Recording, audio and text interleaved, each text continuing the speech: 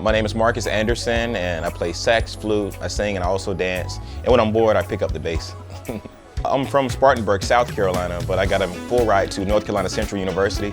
So I moved to Raleigh-Durham, North Carolina, and where I kind of made it my home, and that's where I've been living ever since. I'm the youngest of 7, and everyone does something musical in my family, but I kind of got like everything like passed down to me.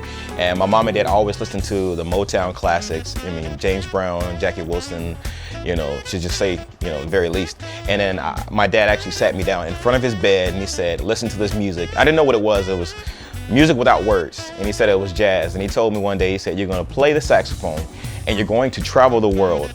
So that's all I knew. I knew I was just going to be playing music and making a living out of it. Now, I didn't know that it was going to take me to the places that it has, like Australia, but I'm here and I'm so thankful that my dad spoke those words into my life. I got to say everything in my life is God inspired. Secondly, Prince was a big influence in my life and career, and also like Dave Koz, because he's been such a great mentor with a lot of my career stuff and as a business owner. I reached out to a friend that knew Dave Koz and I said, hey, I love what Dave is doing. Can you reach out to him and say, you know, this young fellow wants to meet you?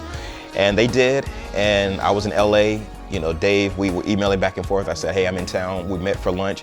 We had coffee. We hit it off great. And then he invited me on the cruise about 3 years ago. And I've been here ever since. It's my 3rd year.